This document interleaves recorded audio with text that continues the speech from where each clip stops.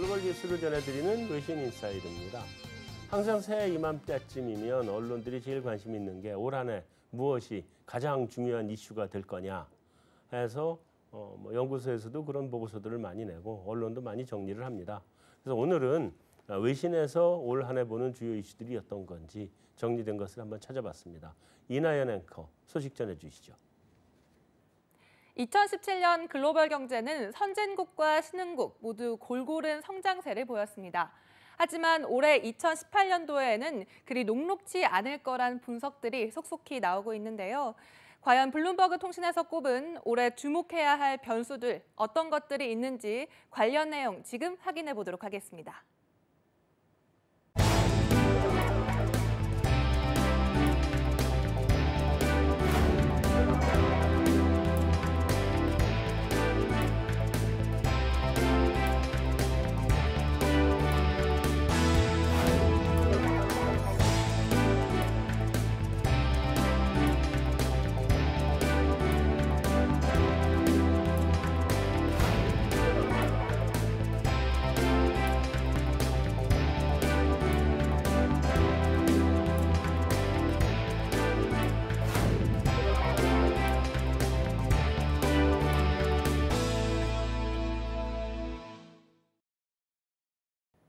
이렇게 기사에서는 신흥국의 대선, 그리고 가상화폐인 비트코인, 또 새로워질 연준을 올해 주목해야 할 주요 변수들로 꼽았는데요.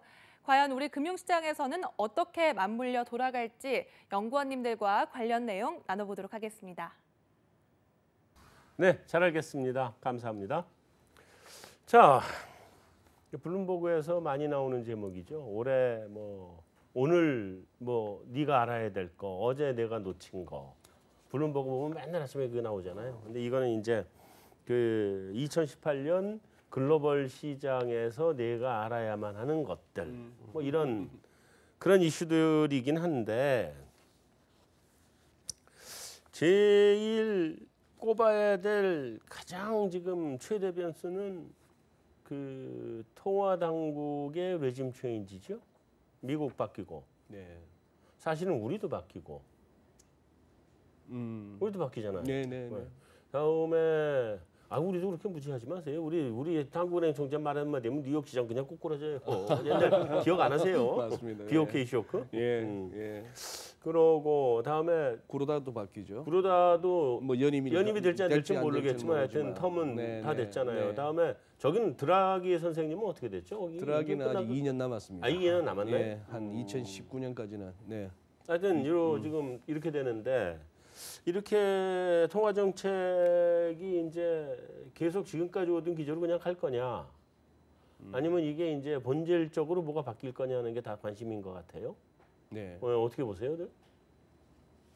일단은 당장 이제 새해 들어서 22가 말해왔던 대로 소위 말하는 다운사이즈 아닙니까? 자기들은 곧 죽어도 그 테이퍼링은 아니라는데 네. 매월 600억 유로씩 사던 거 300억 유로씩 그렇게 샀을 때 이 여파 그걸 또 시장이 확인해야 될 것 같고. 네. 그다음에 이제 연준도 어쨌거나 만기 돌아오는 국채 모기 채권 재투자 줄여 나간다고 했고. 네. 그렇게 했는데도 불구하고 생각보다 시장은 아직까지는 잘 버텨왔고요. 네. 그런 상황에서 언제까지 BOJ 혼자 저렇게 완화적으로 갈 수 있는가, 저기에 대해서 용인이 되는가, 그것도 궁금하고. 그 다음에 이제 아까 본부장님하고 쉬는 시간에 잠깐 얘기했습니다만 본부장님 그러셨잖아요. 왜 달러가 이렇게까지 약해져야 되지? 펀더멘털로 보나? 네. 통화 정책으로 보나? 이제 흔히 말하는 이제 트레이딩 관점에서 왜 지금 그러면 유로를 사고 달러를 파느냐? 딜러들한테 물어본다면 소위 말하는 이런 대답이 나옵니다. 유로존은 앞으로 긴축을 진짜 긴축이라고 할 수 있는 걸 시작하는데 네. 훨씬 이제 싱싱하다, 젊다. 연준은 이미 시작했고 그렇다고 본다면은 연준이 일찍 시작해서 2014년부터 그렇게 달러 강이었다면은 그거 이제 좀 내주는 게 맞지 않느냐. 이런 식이라는 것이죠. 그런데 또 하나 2018년에는 그 생각도 해봅니다. 통화정책보다는 미국이 제일 중요한데 통화정책에서 이제 재정정책 쪽으로 좀 가는 거 아니냐 하는 생각도 해보고요. 중앙은행들의 그동안의 요구도 그랬고 우리 금융위기 이후에 진짜 우리가 다 할 만큼 했다. 할 만큼 했다. 온갖 욕 먹어가면서 했는데 이제는 해야 되지 않느냐 하는 부분에 네. 여기서 과연 그러면은 감세까지 하면서 세금은 덜 거두고 그 와중에 재정 수지는 악화될 수밖에 없을 것인데 지금 미국 또 공화당 하는 얘기는 어쨌거나 금년 이제 10월부터 시작되는 다음 회계 연도에는 재정 수지 적자를 줄여나가겠다. 뭐 이런 네. 식의 또 예산을 짠다고 하니 참 정치하는 사람들의 그 속내를 참 알기 어렵습니다. 지금 당장 그렇게 감세하고 그렇게 한다면은 뭐 미국의 재정 수지는 나빠져야 되는 거고 재정 수지 나빠지면 역사적으로 봤을 때 달러 약세는 불가피하고 그런 흐름이라고 봐야 되는데 그러네요. 뭐 통화 정책은 당장 뭐 제일 궁금한 거는 내년에 점도표대로 한 3번 올린다면은 JP 모건이나 골드만은 4번도 가능하다 그러거든요. 금리 인상. 그럴 것 같아요. 네, 그런데도 불구하고 우리 한은이 그러면 못 올리면은 그 이번에는 또 어떤 상황이 생길까? 과거 2번 금리 역전은 괜찮았으나 이번에도 괜찮을까? 뭐 이런저런 확인할 게 많은 해입니다. 네. 글쎄 이제 미국 금리하고 관련해서는 재작년 말이죠 이제 재작년 말에 점도표가 3번이었는데 다들 3번 못 올린다고 그랬는데 결국은 3번 올렸잖아요. 3번 올렸죠. 네. 작년 말에 인상하면서 점도표가 또 3번이었잖아요. 그랬죠. 근데 지금은 작년에는 3번보다 미칠 가능성이 있다라고 하는 것에 대해서 인정을 했는데 왜냐하면 경기의 회복 속도나 이런 것들이 확신이 없었기 때문에 그랬는데 올해는 가능할 것 같거든요. 이제 점점 목에 차오는 거란 말이에요. 그 슬랙이라고 하는 것도 점점 줄어들고 목에 차온단 말이죠. 유가 올라가는 거 보세요. 네. 유가 못 올라갈 줄 알았는데. 네. 그래서 그렇다면 3번 강으로 봐야 되는 거 아니냐 올해는. 3번 약이 아니라. 근데 3번 강으로 보면 달러 강세 요인 아닐까 싶은 생각이 자꾸 들고. 이제 2018년에 와가지고 연준이 금리를 몇 번 올릴까? 얼마나 그 속도를 빨리 할까? 이런 거 고민하지 말자. 왜? 달러가 적절히 약세를 보여준다면은 3번 올려도 되고 4번 올려도 된다. 즉 달러가 강해지면은 금리를 못 올리는데 네. 달러가 이런 식으로 약해져 준다면 연준은 편안하게 금리 올린다. 네. 연준을 비롯해서 20이나 뭐 다 겁내는 게 마이너스 금리가 정상화되고 금리를 갖다가 뭐 제로 금리에서 뭐 2% 3%대로 올렸을 때 제일 걱정하는 게 경기를 갖다가 갑자기 쿨링 시키거나 네. 아니면 증시 같은 위험 자산 시장이 주저앉거나 이게 걱정되는데 그거 없이 간다면은 그냥 올릴 수 있을 때 올려놓고 네. 버퍼를 좀 만들어 놓고 그게 또 중앙은행에서는 편할 거 아니겠습니까? 그렇죠. 그 시각도 상당히 일리 있는 시각이라고 보여집니다. 일리 있네요. 예. 그럼에도 불구하고 금리를 4번 올리면 달러가 강해지지 않을 수가 없거든요. 그러니까요. 유로존 그러니까 그걸 갖다가 너무 그게 문제죠. 예 시장에서는 너무 간과하는 것 같아요. 저는 그 조금 다르게 보는 분도 있는 게 네. 이게 트럼프의 정책을 좀 보면 그 이분이 그 어쨌든 자기 그 공화당 선거구에서의 어떤 내년에 선거도 있고 하니까 그 표심 때문에 지속적으로 주장하고 있는 게 메이드 인 USA란 말이에요. 그렇죠? 네, 메이드 인 USA이고 그리고 이제 감세를 어쨌든 20%가 떨어뜨렸단 말이에요. 법인세를. 그 일관된 그 어떤 흐름을 보면 결국에는 이제 앞으로 4차 산업 AI 이런 거 가면 제조를 충분히 미국 내에서도 경쟁이 있게 되거든요. 여러 가지 보면. 네. 그래서 이 달러 약세를 계속적으로 정책으로 가지 않을까라는 생각도 사실 많이 해요. 왜냐하면 그 자기의 정치적, 정책적 입지 확보나 이런 것들 때문에. 그래서 그 달러 약세를 가면 결국에는 메이드 인 USA에 대한 자기의 효과도 발휘하게 되는 거고. 네. 수출 경쟁력은 생기는 거고. 수입은 줄어들 거고. 수입은 그렇죠. 네. 예, 그런 부분 때문에 정책적으로 전 트럼프는 그렇게 갈 것 같다. 달러 약세가 갈 것 같습니다. 그런 생각을 좀 하고 있습니다. 차트만 보면은 본부장님 차트만 보면은 이러다가 그 아들 부시 때처럼 말이죠. 네. 한 2002년에서부터 한 2008, 7년, 8년 그 금융위 오기 전까지 주구장창 글로벌 달러 약세하면서 막 떨어졌던 그 흐름까지는 아니라도 그 절반만이라도 지금부터 트럼프가 내가 그래도 대통령인데 뭐 실질적 대통령이지 명목상 대통령인지 몰라도 그 대통령인데 하는 동안에 먹어주려면은 우리 박 대표님 말씀 맞다나 본부장님이나 저 같은 사람이 납득이 안 되는 달러 약세가 대차게 갈 수도 있긴 있습니다. 그럼 뭐 빨리 그 달러 가지고 있는 사람 빨리 팔라 그래야 되겠네. 너무 많죠. 지금 거주자 위하여금도 많고 그러니까 말이야. 팔지도 못하고 여기까지 와버렸어요. 환율이. 김 부장님, 만약에 이런 상황이 오면 뭐 미국은 금리를 막 인상을 하는데 달러는 또 약세고 이런 통화당국과 외환시장과의 또 불협화음이라든가 뭐 이런 여러 가지들 다음에 또 한 가지는 기존에 해오던 통화 정책들이 있는데 이게 이제 새로 수장 들여오면서 확 바뀐다거나 변화가 있다거나 그러면 아무래도 시장은 좀 불편하겠죠. 불편하죠. 아무래도 불확실성이 큰 게 가장 시장은 안 좋아하니까. 네. 네, 그런데 그래도 가장 뭐 정책적인 변수나 여러 가지 다 있다고 하더라도 네. 가장 중요한 게 이제 보여지는 당장의 숫자가 아닐까 생각됩니다. 네. 특히 이제 경제 지표가 좋아지고 있는데 네. 거기다 이제 감세 정책까지 했기 때문에 아마 경제가 좋아지는 속도가 더 빨라질 수가 있겠죠. 네. 그렇게 되면 당연히 경제 지표와 다 좋아지고 있는데 물가 수준도 같이 올라가고 있고 네. 그렇게 되면은 아무래도 시장에서 바라보는 입장은 금리를 기존보다는 좀 더 빨리 올라가지 않을까 이런 쪽으로 바라보기 시작하게 되면 네. 아무래도 이런 쪽에서 유동성과 관련된 부분들은 영향을 줄 수밖에 없다라는 쪽은 시장이 계속 불편하게 생각을 할 가능성이 높다고 생각됩니다. 유동성에 대해서는 불편하지만 그래도 실적이 좋아지니까 그렇죠. 실적장 금융장에서 실적장으로 바뀌어갈 거죠. 수 있다. 예, 예. 네. 자 이제 두 번째 이슈입니다. 몇 군데 나라가 이제 또 이제 선거. 우리도 뭐 지방 선거가 있긴 합니다만 뭐 러시아, 브라질, 멕시코 이런 데가 선거가 이제 있는데 이게 금융시장에 영향을 미칠까요? 대체로 선거가 금융시장에 영향을 미치는 건 제가 본 바는 이 대체로 이제 그 개발도상국이든지 선진국으로 갈수록 선거가 영향을 별로 못 미친다고 봐야 되고 선거 이후에 어떤 행정부가 들어서느냐가 더 영향을 미치지 않나 싶긴 한데 이 나라들은 어떨까요? 저는 이번 선거는 크게 영향을 미칠 것 같지는 않고요. 왜냐하면 러시아는 이제 푸틴 장기 체제로 갈 가능성이 훨씬 높기 때문에 그렇죠. 오히려 더 안정감을 줄 수 있는 팩터고 네. 브라질의 경우에는 현재 그 복지 정책에 대한 실패에 대한 심판론인데 뭐 거기도 사실 글로벌 경제는 그렇게 큰 영향을 이 선거가 미칠 것 같지는 그게 않습니다. 비중 있는 나라가 아니죠. 예, 거기. 그렇죠. 멕시코도 멕시코 또한 마찬가지. 마찬가지인 것 같습니다. 예. 그러면 선거 오히려 관련된 시장에는 건? 러시아 같은 경우는 푸틴의 그 장기 집권 안정 체제로 가버리면 네. 오히려 그 에너지 시장이나 이쪽으로는 더 안정적인 시그널을 줄 수 있죠.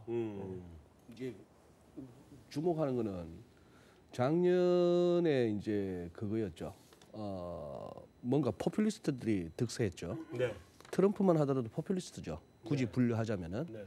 그런 상황인데 모든 정치인 다 포퓰리스트예요. 예, 동의합니다. 동의하는데 금년에도 이제 그런 식으로 그 흐름이 계속 이어지느냐. 네. 지금 뭐 들리는 얘기로 멕시코도 지금 지지율 1위는 뭐 이름은 워낙 길고 까다로워서 못 외우겠습니다만 그도 상당히 복지해가지고 또 이제 포퓰리즘으로 갈 모양이더라고요. 네. 이제 그런 상황인데 그쪽보다 뭐 그런 나라들의 그거보다는 저는 차라리 그게 더 중요해 보입니다. 그냥 굵직굵직한 이태리, 이 불사조 베를루스코니, 네. 그것도 뭐 포퓰리즘 하면 한가닥 하는 양반인데 여전히 건재할지 그렇게 했을 때 또 무슨 그 사람 입에서 뭐 뭔가 또 정치적으로 다시 복권이 됐을 때 어떤 얘기가 나올지도 궁금하고 그 다음에 일본도 총선 있지 않나요? 네.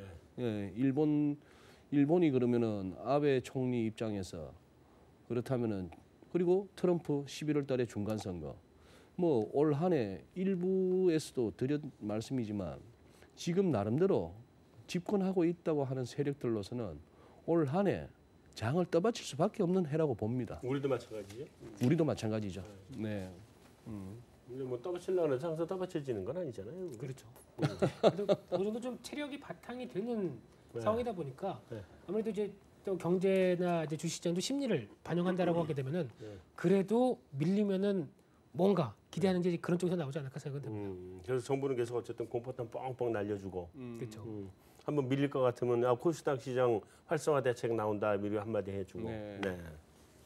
알겠습니다. 자 이제 굉장히 재미있는 여러 사람들 모든 사람들의 관심사 드디어 이제 비트코인이 나왔습니다. 가상화폐 열풍인데 저는 그 언젠가 그 토론회에서 가상화폐의 블록체인을 강력하게 지지하는 분하고 한참 얘기를 했었는데 그분은 뭐 아주 믿고 있더라고요.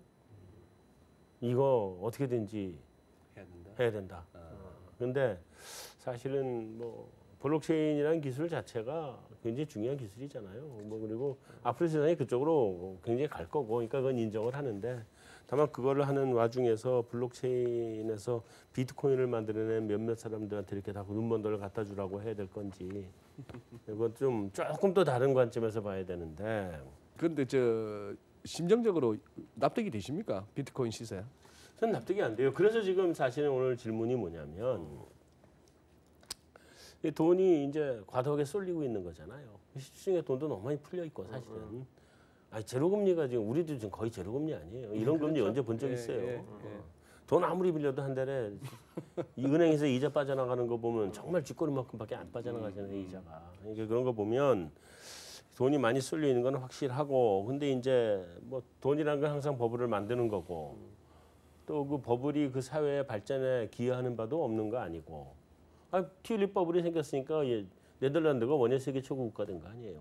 그렇죠. 그런 거 아니에요. 뭐 그런 거 그렇게 봐야 되는데 그 어쨌든 간에 가상화폐 쪽에서 이제 다시 코스닥 쪽으로 옮겨오고 있는 거 아니에요? 어떻게 보세요? 지금 벌써 움직임이 좀 있는 것 같은 분위기. 저는 이제 한 두 가지 정도를 좀 짚고 싶은데요. 그 말씀하신 것처럼 시중 유동 자금이 너무 풍부하다. 그 시그널이 하나다. 보는 분명한 것 같고, 그 저는 이제 정부의 입장이 중요한 것 같아요. 그러니까 일본 정부나 미국 정부처럼 저는 어쩌면 우리나라도 어쩔 수 없이 인정할 수밖에 없는 시기가 분명히 올 것이다. 블록체인을 안 받아들일 수는 없거든요. 뭐 그건 무조건 정부도 받아들여야 블록체인은 된다고 생각해요. 무조건 가야 되는 시스템이기 때문에. 왜냐하면 이미 금융권에서 블록체인 시작했잖아요. 뭐 신한은행이든지 블록체인 시작했단 말이에요. 그 블록체인이 좀 더 가면 자본시장까지 지금 들어올 거란 말이에요. 자본시장까지. 그래서 정부는 제가 볼 때는 지금은 투기다 해서 여론 때문에 어쩔 수 없이 막고 있는 실정이다. 저는 그렇게 보고 있습니다. 그래서 근데 이게 정부에서, 우리나라 정부에서 언제쯤 인정할 거냐의 시간 문제일 뿐이지 비트코인이나 블록체인은 갈 수밖에 없다. 그러니까 블록체인은 갈 수밖에 그렇죠. 없죠. 근데 비트코인 근데 블록체인이 가면 비트코인 그냥 수반되는 거거든요. 왜냐하면 가격이 간다고요? 그렇죠. 왜냐하면 블록체인 시스템이 깔리면 비트코인의 형태를 다를 뿐이지 어떤 형태이든 비트코인 형태로 움직이게 되니까. 그렇죠. 근데 그것이 비트코인이냐는 거죠. 그렇죠. 그 문제는 있긴 하지만, 근데 제가 볼 때는 정부에서 어쩔 수 없이 인정해야 되는 시기가 오지 않겠냐는 생각이 듭니다. 다른 글로벌 기업들의 추세를 보면.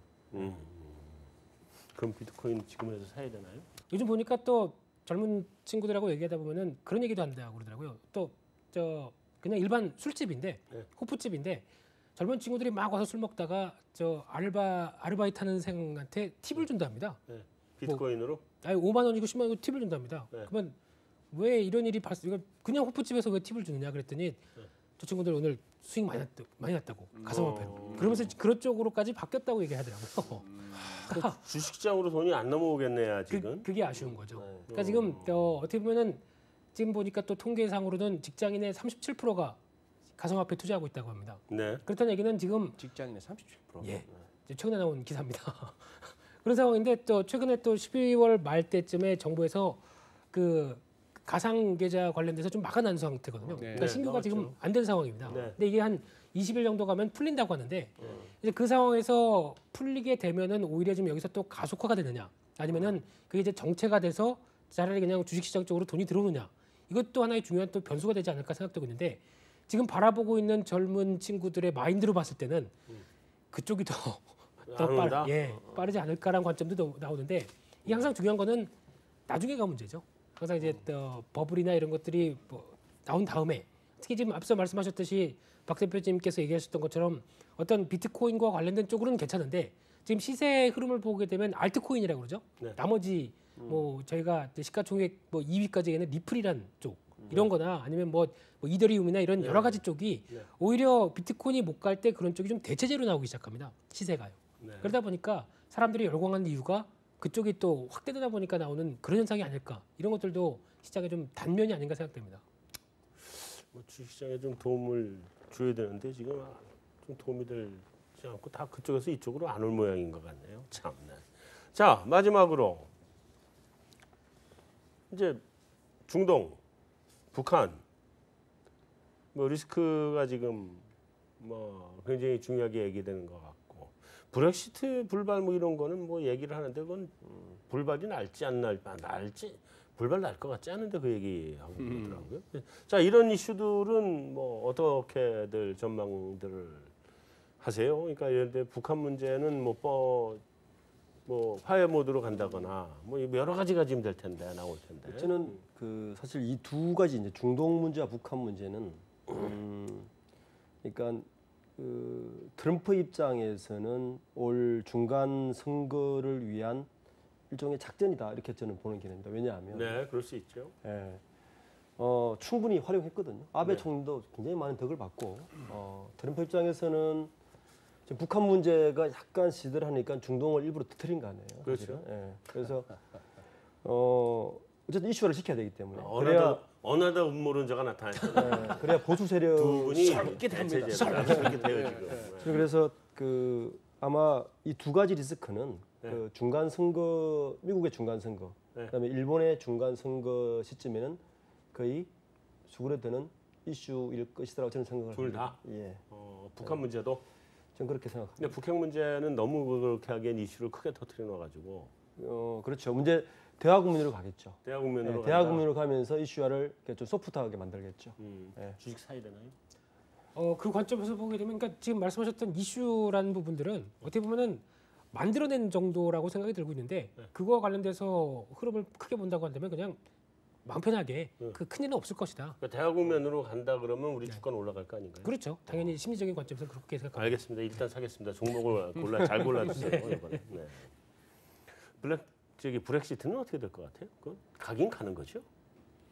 글쎄요, 뭐 브렉시트 뭐 기정사실로 받아들여 줘야 되는 거 아니겠습니까? 그렇죠. 예. 그게 불발난다는 얘기는 좀 말이 안 되는 소리인 것 같아요. 이게 그 호사가들이 만들어낸 얘기 아닌가? 예, 예. 이 일이 그러면 너무 어려워지는 거고. 네. 뭐 국민투표에서 나온 결과를 해보다 보니까 뭐 좀 약간 까칠하고 힘들다, 꼬달프다. 다시 해볼까?